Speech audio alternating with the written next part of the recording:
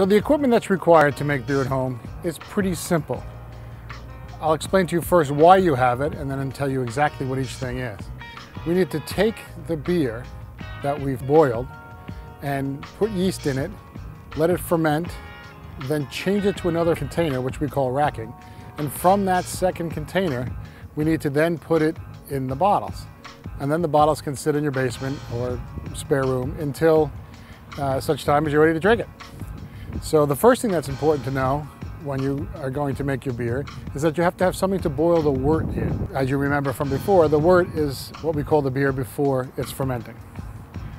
You can boil it in any pot that you have at home. Do not feel the need to go out and buy a special brewing pot to make your first beer at home.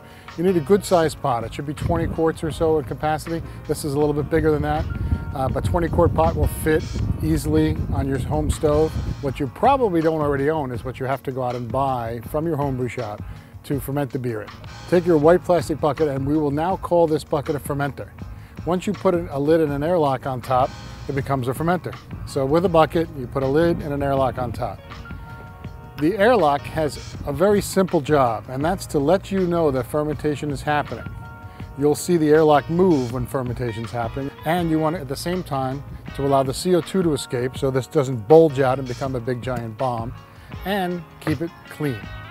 And speaking of cleanliness, one of the important things that you're going to have is you're going to have some cleanser with your kit, and you'll make sure everything is clean. And during procedure, we'll talk about how you clean everything up. So you have your fermenter, you have your lid with an airlock on top, you have your cleaning product, you have siphoning equipment. The siphoning equipment is to allow you to move your fermented wort from one container to the other. So this little invention will allow you to cause the suction to start inside without having to suck on the tube, and will transfer your beer. We call that racking in the homebrew business. You'll rack your beer from one container to the next. The reason for racking it is prior to bottling it, you want to be able to take the beer off of the lees of the yeast that's on the bottom, sometimes called trub, and that spoogey junk on the bottom is not good for your beer. You don't want it in your bottles. It doesn't look good and it doesn't taste good. So you'll transfer your finished beer into the bottling bucket and away from the trub. Most homebrew kits and most homebrew books talk about the hydrometer.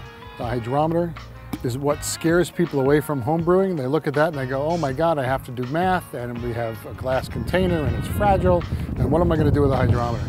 If you make your first beer without it, don't tell anybody, it'll still be beer. People have made beer for thousands of years before the hydrometer was invented. Your beer will be fine. As long as you see activity in the airlock, you don't have to worry about your hydrometer. Use it if you want to, ignore it if it scares you. Don't worry about a thing, you'll still have beer. When you buy your hardware kit, you'll have a few devices that you haven't seen before. This is a bottle capper. This puts the caps on the bottle, and that's one of the questions that we get in homebrew shops all the time is, how do I bottle the beer? From the bottling bucket, we will transfer the beer into the individual bottles and cap it with the capper. Most of the hardware kits don't come with a spoon. We expect you to have a spoon in your kitchen. It doesn't have to be shiny, it doesn't have to be this big, and quite frankly, it can even be a wooden spoon if you're using it in your brew pot, because it's only in the boiling wort. Nothing bad's gonna happen. Just have a spoon handy. Your bottling bucket will have a spigot on the bottom to make it easy to bottle from the bottom of the bucket. And the reason that you have it on the bottom of the bucket is that you don't have to siphon into individual bottles. So doing it with a little gravity fed from the bottom of the bucket just makes it easier. If you don't have this equipment, if you have different equipment, it's fine, it's all going to work. If your brew kit that you bought came with something different, don't worry, you didn't get the wrong thing. We just need a place for the beer to be while it's fermenting. We need another place for the beer to be while you're bottling.